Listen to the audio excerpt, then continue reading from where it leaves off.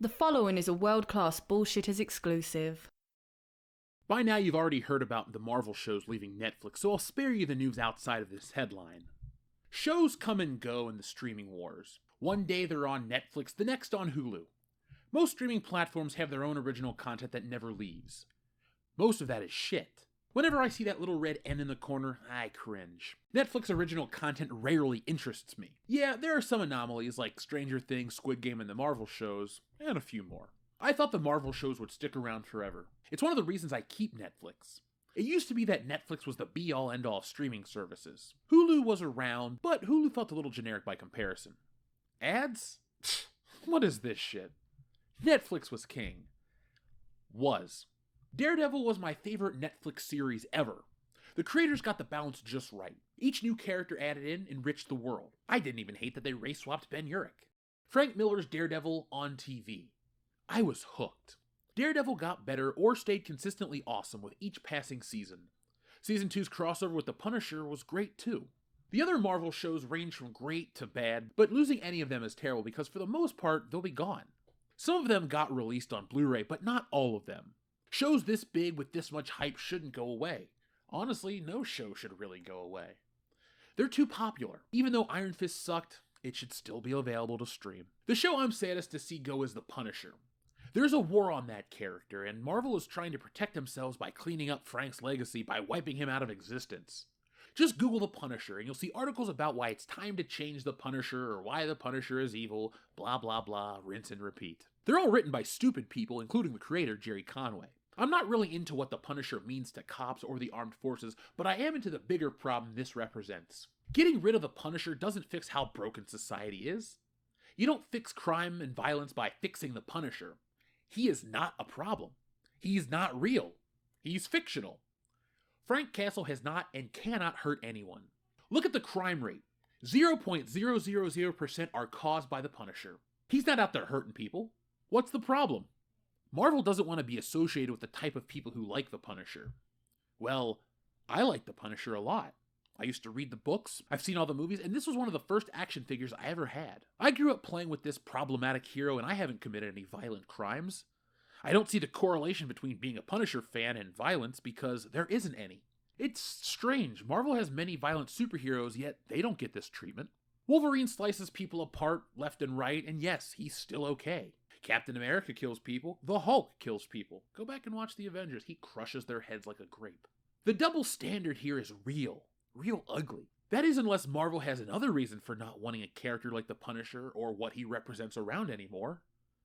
What could have changed? Well, it doesn't matter because this show's going away because Marvel's new political stance. And don't expect it to come back in its current form. The biggest thing I'm concerned about is Marvel tampering with these shows. I don't want edited versions. Commit to the content. If your company's values have changed that much in 7 years, maybe it's time to reassess what the fuck you're doing and pull your heads out of your asses. All of the Marvel Netflix shows are R-rated and at one point in time canonical with the MCU. Watch Daredevil. It's right there on the wall. Whatever Kevin Feige and crew is saying now is a different story to what they were saying then. The shows were meant to be a part of it all. Now that Disney is more interested in sanitized content, never expect to see a Marvel character utter a swear harsher than darn it. This is a big loss for comic book fans. Netflix is where they adapted some of Marvel's best comic books. Daredevil Season 3 was based on Born Again, which is one of the best Daredevil stories ever. Compare that with shows on Disney Plus that have no direction or narrative structure for people with attention spans. The Netflix shows felt grandiose. It felt like a 12-hour movie. Those productions felt important. The Disney Plus shows are just flashy commercials for the next series that you need to stay subscribed for. They have no meat. The Netflix shows going away is not good. The shills can't spin this positively. Look, I'm glad you saw Daredevil and Spider-Man, but the show means more to a lot of people than just cameo fodder. Losing these shows is like losing Marvel for the mature reader. The Marvel brand is now just for preschoolers through 6th graders.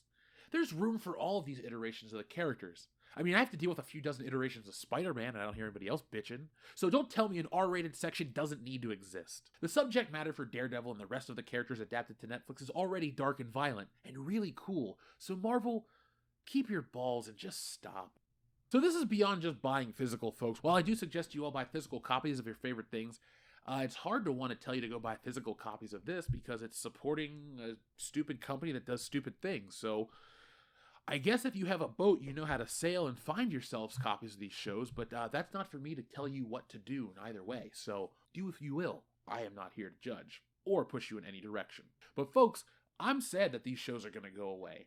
I've had issues with Netflix upping their price recently because I don't really use the service anymore. I'm not taking a stand because I'm mad at corporate whatever. That's just a stupid way to live at this point. I just don't get any value out of Netflix. It's $20 a month and I don't watch it. I kept it around for the Twilight Zone, Power Rangers, and occasionally I'd want to watch these Marvel shows. And if you're taking away a decent chunk of why I keep the service, well, I think I'm just going to spend 5 months of Netflix, buy the Twilight Zone on Blu-ray, and then I'm going to spend 1 month of Netflix and buy the Power Rangers on DVD, and just be done with it. I'll fucking put them on a flash drive, I'll have them on my Xbox, and I can stream them directly from that, and I don't have to keep feeding the beast $19.99 a month for a smaller and an ever-shrinking catalog, folks. That's what it is. Do you really want these things to go away? No. Look, Game Pass is fun, but I hate that stuff goes away. It's like, oh man, I'm really invested, and then I go to load up the game, and this game cannot be found. Great. Luckily, the games I really have an Xbox for, well, they're first party, and they'll always stay on Game Pass. So if Microsoft ever changes this up and decides, well, Game Pass isn't making us enough money, so we're going to have you pay an additional fee per game, I'm out. I'm just fucking out. I'm so tired of these services changing when they want to make more money off of us because they're not making enough. It's not like they're not doing great, making billions of dollars. Well, Netflix actually isn't. Oh, they have a really stupid business model, but I'm not here to bitch about that.